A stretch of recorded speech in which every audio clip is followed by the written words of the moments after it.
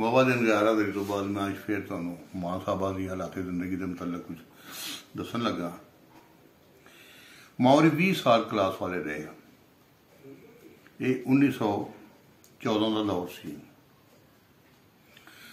उस तो बाद पसरूर के लहंदे पासे नंगल मिर्जे का एक सिख मां होरां दा मनन वाला उन्होंने नाल लैके अपने पिंड नंगल मिर्जे आ गया। पसरूर के मुसलमानों को जो इस गल का पता लग्या कि एक मुसलमान मजजूबा औरत एक सिख के घर रह रही है, उन्होंने इस्लामी राग जाग पे वो नंगल मिर्जे मार आउण लैन अपड़ गए।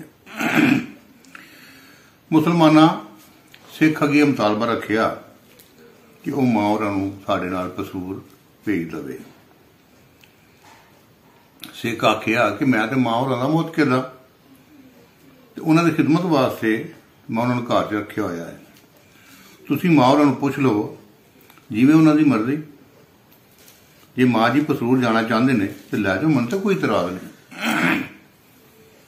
मां होरां नूं पुछया तो उन्होंने पसरूर आउण दा इरादा ज़ाहिर कर दिता ते मां होरां 1.5 वरे यानी कि 1.5 साल नंगल मिर्जे च गुजारे।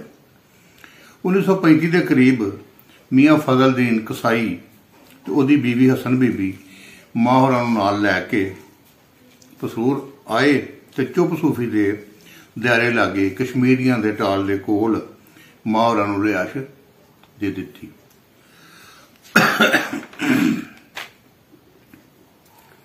एक दिहाड़े पसरूर दे एक रिहायशी चौधरी महबूब आलम कसाब मां होरां कोल जांदे ने ते मां होरां दीयां गल्लां तो मुतासर होके उन्हां नूं अपने नाल लै आउंदे ने ते पीरज़ादियां दे मज़ार लागे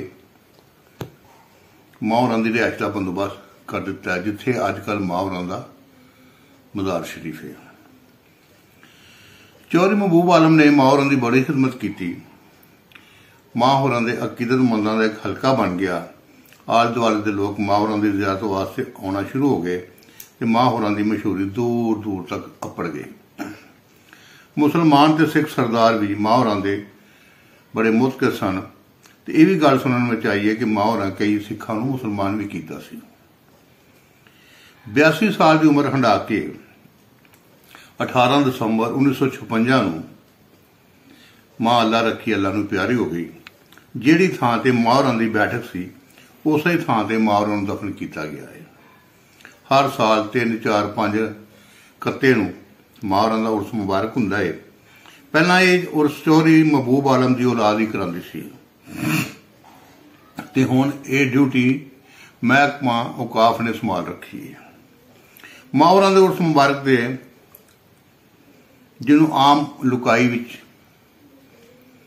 माई का मेला आख्या जाता है, हज़ारां की तादाद मर्द औरतां बच्चे बच्चियां बुढ़े ते जवान मज़ारे अक़दस ते सलाम करन आउंदे ने ते रूहानी फैज़ नाल झोलियां भर के ले जांदे ने ते मन दीयां मुरादां पांदे ने।